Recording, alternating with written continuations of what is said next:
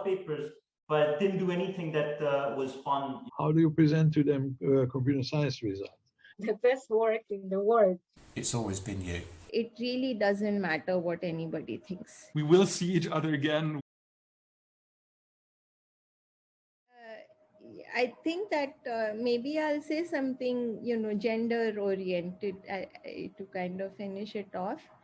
I feel that often there's a lot of pressure on women. Of course, this will depend, place to place, society to society, but there's a lot of pressure on women to conform to many different,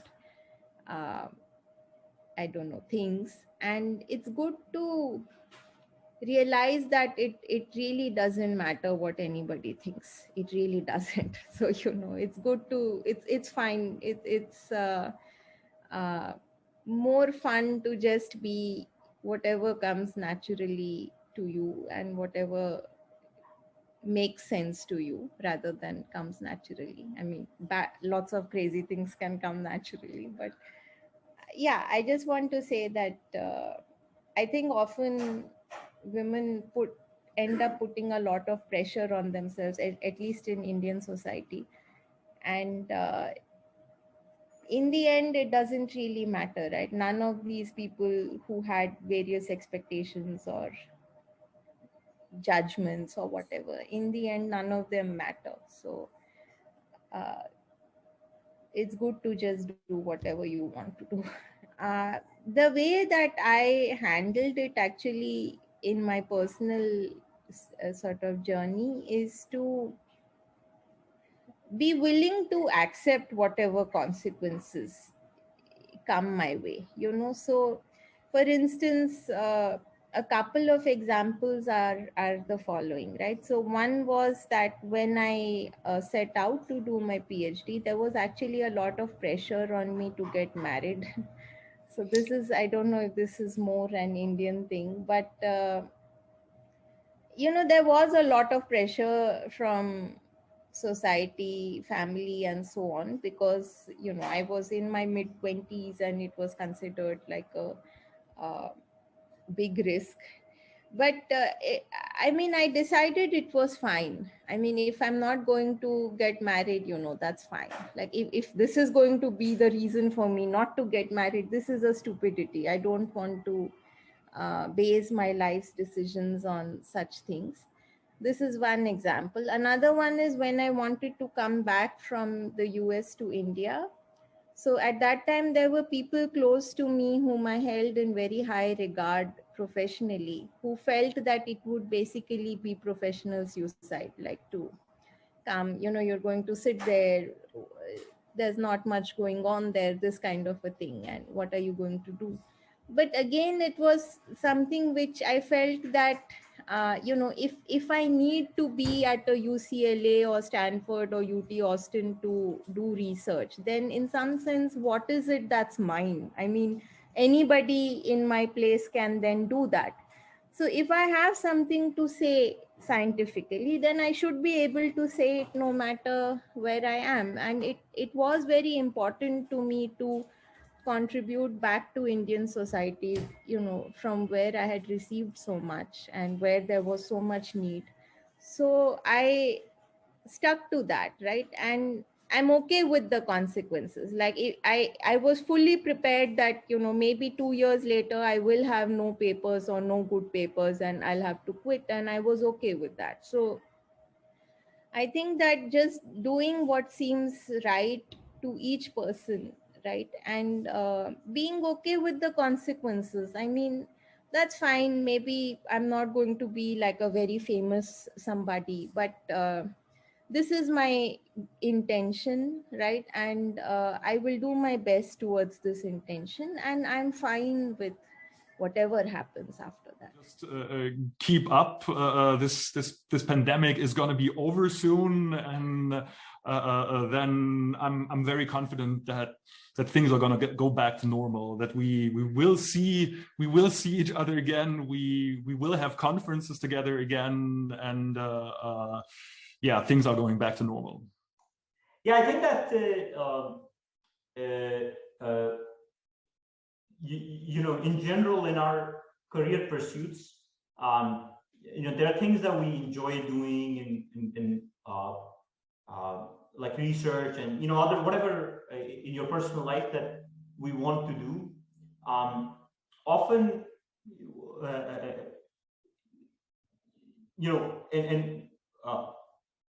in our sort of being strategic in our career goals. So those are sort of two aspects of our, you're trying to do research, maybe things you're interested in, but you also have to be strategic in working on the right problems, so that you will have something publishable, something interesting, and so on.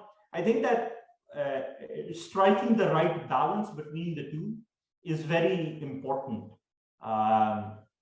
and often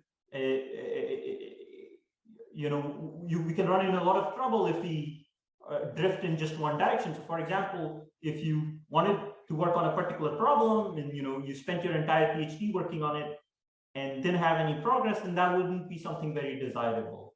But at the same time, it wouldn't be very desirable where you wrote a lot of papers but didn't do anything that was fun in your PhD or faculty life. So it's sort of very important to strike that balance throughout your career, where you're doing things that seem fun to you, that you like, and it's not all being strategic in terms of optimizing your career. So I think that sort of striking that balance at different times in one's careers, that balance can shift different in different aspects, but striking that balance is quite important for having a good career and a happy personal life as well. Enjoy. It's like the best work in the world. You're being paid to sit down and study new things. I mean, you're being paid for your education, basically. Reading papers, inventing new things that might have a lot of impact in the future. It's, for my opinion, it's a dreamy job. So try to take everything in perspective and try to enjoy as much as possible. That's my advice. I would suggest you ignore it because, like I said with writing, when you do a presentation, it's you. You are different. You cannot follow the advice of other people. You can take lessons from them, what works for them, what doesn't work for them, but in the end, it's you. It's always been you. I think all I want to say is the field is growing. The field has been growing since I joined the field. And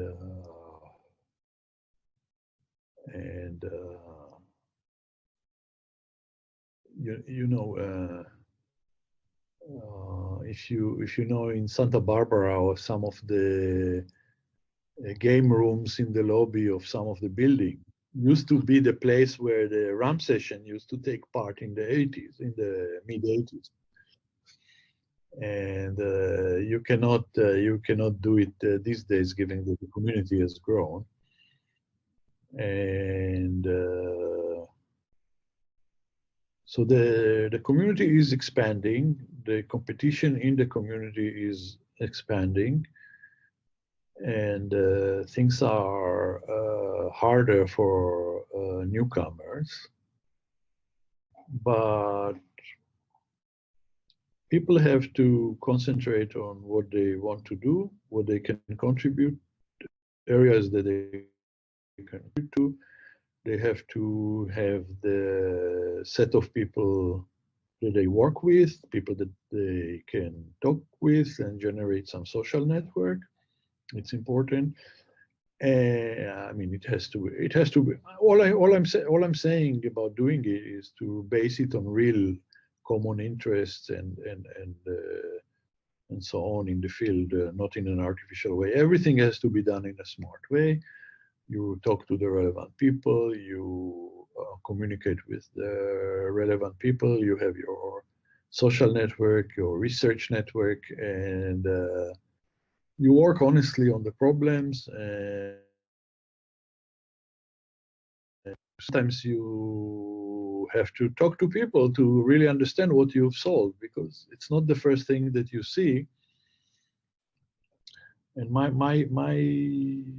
advice is to, while you are solving problem, also to learn on the meta level, to know how to describe what you are doing, to know how to position it so that it will be palatable, it will be well presented to the community, and do it in a honest way. And by the way, there's no way but the honest way, because if you do it dishonestly, research is you struggling with yourself, yes? So if you struggle with yourself or with your closest friends or family, you have to do it in a honest way. Otherwise, it's like, it's not going to work.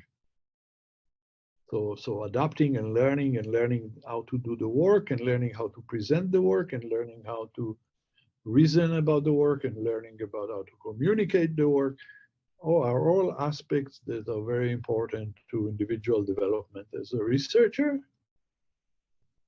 And it doesn't matter if you do it into the crypto community, if you go outside the community, if you have to, over the years, you have to do more than this. You have to talk to the community, you have to talk to the rest of computer science, you have to talk with general scientists, you have to talk with policymakers, you have to talk with politicians, you have to talk with, and so on and so forth. I mean, there are many, many groups, and you have to develop these skills, not just doing the research, but positioning the research at different layers of where the research can have influence.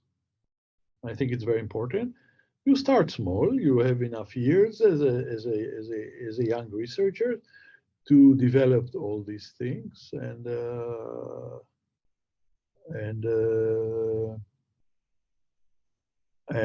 just doing the things, and the need to talk, and the need to communicate internally, externally, to other sciences, to funding agencies. I forgot some groups that are very important in how do you need to talk to, and but these are skills in the profession, that how to talk to new students, how to talk to advanced students, how to talk to colleagues in your area, colleagues not in your area, colleagues in a completely different field, colleagues in physics. How do you present to them computer science results? All these are very, very important skills, and doing the work and learning how to talk about the work and how to present the work and the field, and being advocate for the field when you become senior is very, very important skills for the entire community. And after being many years in the community, at the beginning, everybody struggles for himself or herself. But at some point, you made it, and it's much more enjoyable to take care of the organization, of the field, of other people. That's a human nature, if you feel that you just work for yourself, then in isolation, then it's very boring. Life is very boring.